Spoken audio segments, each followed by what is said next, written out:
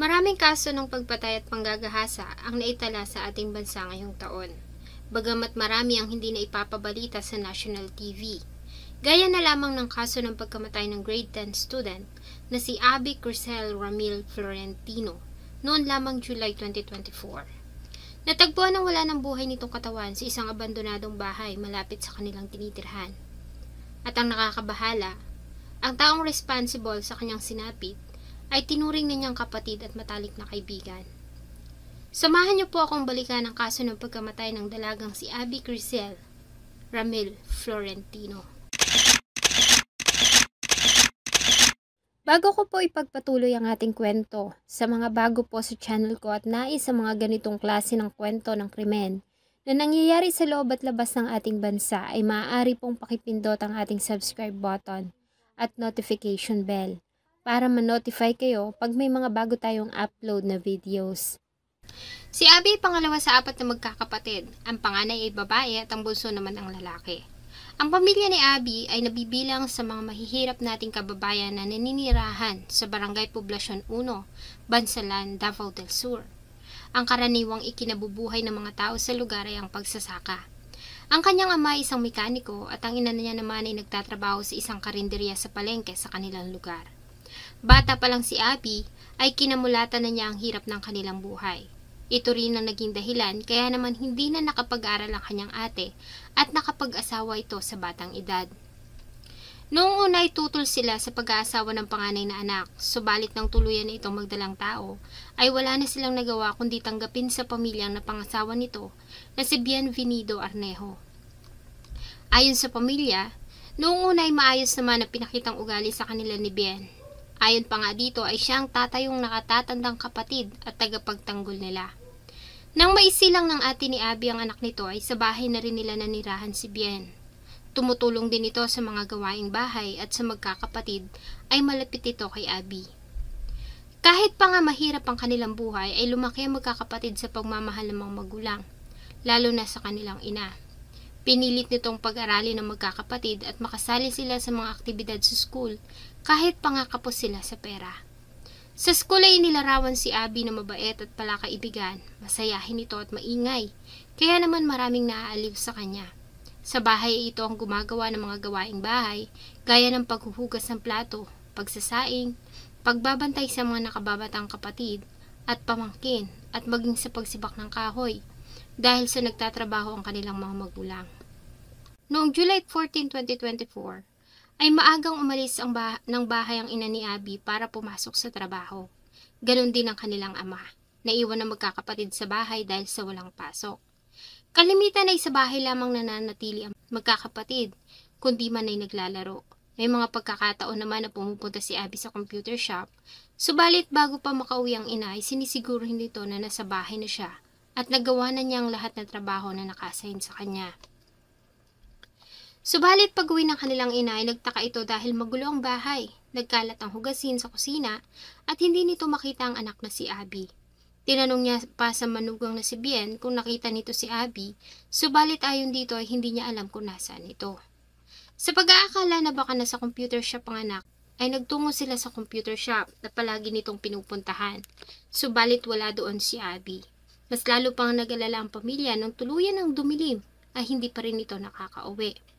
Hindi na rin nila ito matawagan dahil sa wala itong cellphone. Ganun pa man ay nag-post ng kanyang ina sa Facebook at hinahanap ang anak. Ayon sa kanya ay nagbabaka sakali siya na mabasa ito ng anak o ng mga kasama nito at malaman na hinahanap nila si Abby at pauwiin na ito ng bahay. Subalit wala pa ding Abby ang umuwi nang muli niyang tanungin ng manugang. Ayon dito ay magkasama sila ni Abby ng bandang alas 9 ng umaga. Nagpunta sila sa computer shop para maglaro.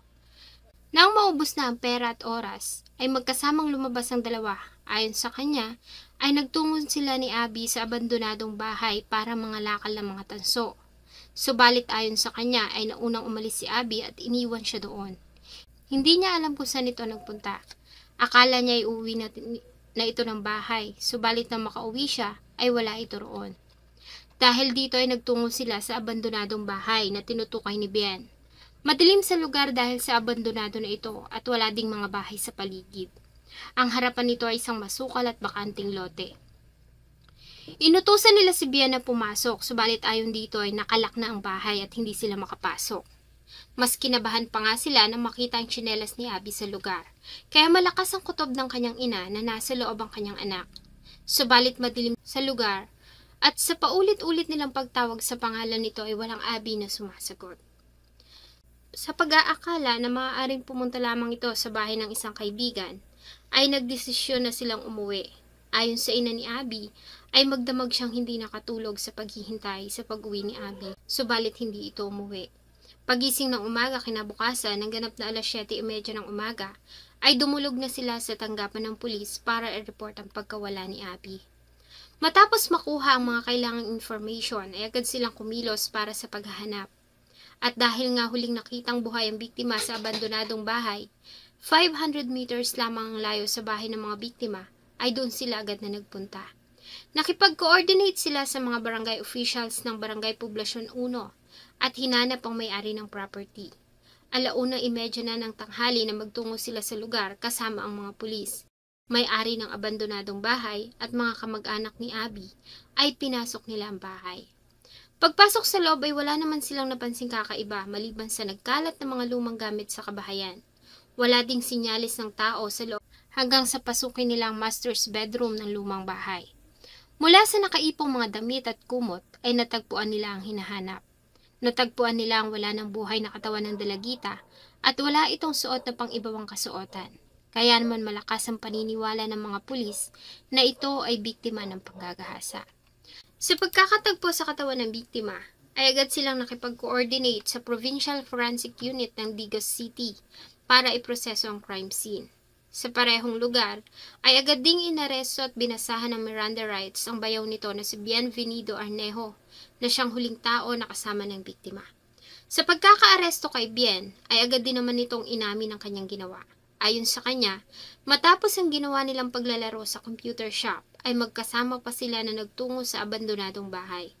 Bagamat abandonado na, ay pinagbabawal ang pagpasok sa loob ng property dahil sa may mga gamit pa sa loob. Ganun pa man ay palihim silang pumasok doon para mga lakal ng tanso mula sa mga wire ng kuryente.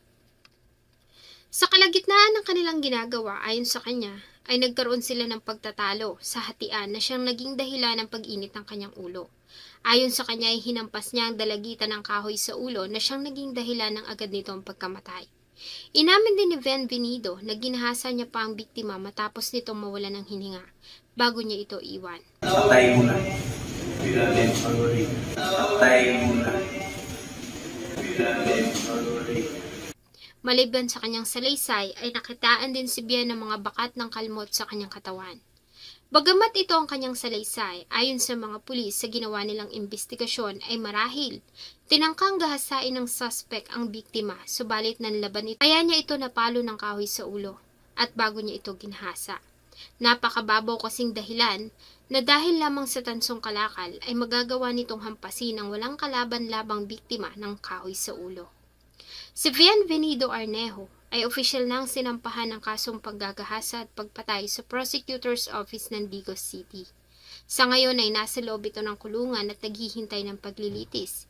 Hindi naman matanggap ng pamilya ang sinapit ni Abby, lalo na nga sa taong itinuring na nilang bahagi ng kanilang pamilya. Ang pangyayari ay sariwa pa rin sa isip at alaala ng pamilya at hanggang ngayon ay hindi pa rin nila matanggap ang pangyayari, lalo na nga sa nakatatandang kapatid ni Abby. Hindi nito lubos akalain na ang taong minahal at ama ng kanyang anak ay ang taong papatay sa kanyang kapatid sa napakasakit na pamamaraan. Para sa pamilya ay walang kapatawaran ang ginawa nito at hindi sapat ang pagkakakulong ng habang buhay para pagbayaran nito ang ginawa kay Abby. Ayon sa kanyang ina, ay dapat lamang umano na ibalik na ang parusang kamatayan, lalo na sa mga salarin na katulad ni Bienvenido Arnejo, na matapos nilang tanggapin sa kanilang pamilya, pakainin at ituring na anak ay nagawa pa ito sa kanila. Ang katawan ni Abby ay dinala sa kanyang huling himlayan sa public cemetery sa kanilang bayan. Bago ang libing ay inalala ng kanyang mga kaibigan at kapamilya ang kanyang naging kabutihan. Sana po ay nagustuhan nyo ang isa na namang kwento na akin pong ibinahagi. Marami pong salamat sa inyong patuloy na pagtangkilik sa akin pong mga videos. Huwag nyo pong kalimutang mag-iwan ng inyong saloobin at suggestion sa atin pong comment section. Thank you so much po and see you in my next video.